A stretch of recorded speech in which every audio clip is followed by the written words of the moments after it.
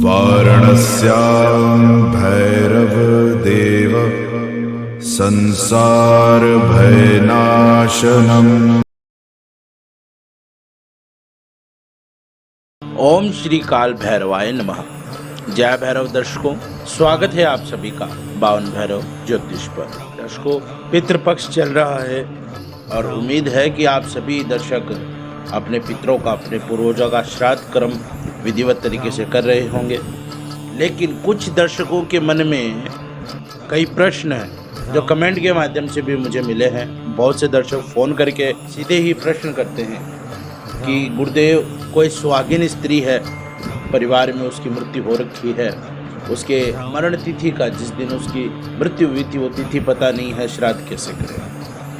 बहुत से ऐसे भी दर्शक हैं जो पूछते हैं कि हमारे पिता थे लेकिन सन्यासी हो गए, उनका श्राद्ध करें या नहीं करें, या कैसे करें। या उनके भाई थे वो सन्यासी हो गए, या उनकी माता थी वो सन्यासी बन गई, तो उनका श्राद्ध करें या नहीं करें, और करें तो कैसे करें। बच्चों के श्राद्ध के बारे में कि अगर किसी बालक की कम उम्र में मृत्यु हो गई तो उसका श्राद्ध करना चाहिए या नहीं। सड़क दुर्घटना, हत्या, जहर खाने से, डूबने से और आत्महत्या द्वारा जिनकी मृत्यु हुई है उनका श्राद्ध कर्म करना चाहिए, कैसे करना चाहिए, क्या विधि होती है और किस दिन उनका श्राद्ध करें, अगर तिथि पता न हो तो कैसे करें। तो इन्हीं सब जानकारियों के बारे में मैं आज आपको बताऊंगा। आपके लिए वीडियो लेकर के आया हूं। आप सभी दर्शक प्रश्न करते हैं, बहुत अच्छी बात है, और मैं आपको उत्तर के रूप में वीडियो भी प्रस्तुत करता हूं। लेकिन दर्शक चैनल को, बहुत से दर्शक ऐसे हैं जो सब्सक्राइब नहीं करते, इसलिए वीडियो देख के डायरेक्ट कॉल कर लेते हैं। तो आप चैनल को सब्सक्राइब भी ज़रूर करें ताकि मुझे पता रहे कि मेरी फैमिली, जो मेरा परिवार है, वो इतना बड़ा है। तो शुरुआत करते हैं आपके प्रश्नों के उत्तर के बारे में। मित्रों, श्राद्ध पक्ष में, पितृपक्ष में 5 ऐसी तिथियां होती है जिनमें आप जो मैंने आपको बताए हैं वो सारे कर्म कर सकते हैं। कैसे कर सकते हैं और ये तिथियां कौन सी है? ये तिथियां हैं नवमी, एकादशी, त्रयोदशी, चतुर्दशी और अमावस्या।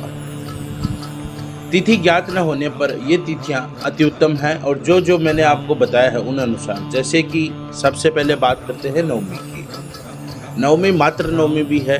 इस दिन आप सुहागिन महिलाओं का, जिनका किसी कारण से जिनकी मृत्यु हुई थी, जो सुहागिन थी और उनकी आपको तिथि ज्ञात नहीं है, तो उनका श्राद्ध आपको मात्र नवमी में यानी नवमी तिथि में करना अति उत्तम रहता है। इसके अलावा अन्य स्त्रियां भी जो परिवार की हैं और अगर कोई गई है, किसी की मृत्यु हुई है, तो आप उसका जो श्राद्ध है वो आप नवमी के दिन कर सकते हैं। बात करते हैं एकादशी। तो यह सवाल का जवाब उन लोगों के लिए जिन्होंने पूछा था कि भाई उनके पिता या उनकी माता कोई सन्यासी बन गए, तो सन्यासी लोगों का आप एकादशी के दिन कर सकते हैं। अब कुछ दिमागधारी ऐसे भी हैं जो सवाल करेंगे कि सन्यासी को जीवन का मोह नहीं होता, मरणोपरांत उसकी आत्मा सीधी स्वर्ग लोक जाती है, तो उसका आप कौन सा श्राद्ध करवा रहे हैं? क्योंकि प्रश्न पे कुप्रश्न करने वाले भी बहुत हैं। तो उनके जवाब में भी मैं आपको बता देता हूँ कि जब भी कोई व्यक्ति की, किसी की मृत्यु होती है, तो उसकी आत्मा की या तो गति होती है या अगति होती है। अगर अगति होती है तो भी अगर आप श्राद्ध पक्ष में कुछ भी अगर करते हो अपने पितरों के नाम से या जो गया है उसके नाम से, तो वो अगति के रूप में भी उनको मिलेगा। यानी कि अगति की स्थिति में यदि आपके पितृ या आपके पूर्वज अगर किसी भी नीच योनि में है, तो उस योनि में भी जो उनका आहार है वो उनको मिलेगा। जैसे सर्प है, बिच्छू है, तो उनको भोजन के रूप में मिलेगा। इसी प्रकार किसी की अगर सदगति हुई है, कोई पितृलोक में या देवलोक में या किसी भी लोक में अगर वास करता है, जिसकी सदगति हुई है, तो उनकी ऊर्जा बढ़ती है, उनको वह श्राद्ध का भोजन और तर्पण वो अमृत के रूप में उनको मिलता है, और आपके पितृ आपसे प्रसन्न होते हैं।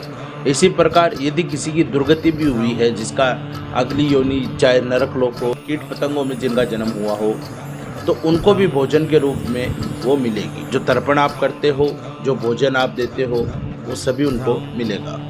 इसी प्रकार यदि अगर सन्यासी अगर देवलोक में भी जाते हैं या पितृलोक में भी जाते हैं, तो उनको अमृत के रूप में आपका किया हुआ श्राद्ध प्राप्त होता है।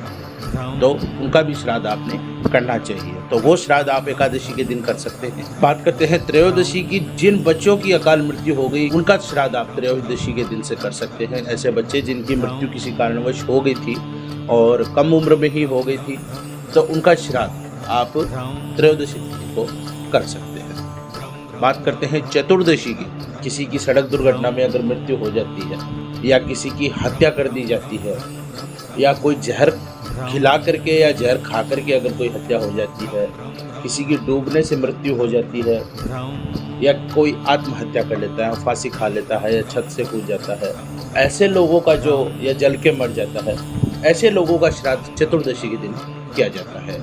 तो उनका भी आपको विधिवत तरीके से श्राद्ध करना चाहिए। अंतिम तिथि है अमावस्या। अमावस्या होती है सर्वपित्र अमावस्या। अमावस्या का श्राद्ध वो लोग करते हैं जो 15 दिन लगातार श्राद्ध कर्म करने में सक्षम नहीं होते हैं, सशक्त नहीं होते हैं। ऐसे लोग अमावस्या के दिन सर्वपितरों की एक ही अमावस्या के दिन, एक ही दिन सर्वपित्र अमावस्या के दिन सबका श्राद्ध एक साथ करते हैं। वो सर्वपित्र पे लागू होता है। तो ऐसा भी कर सकते हैं। यदि आप सशक्त नहीं हैं तो सर्वपित्र अमावस्या पर भी श्राद्ध कर सकते हैं।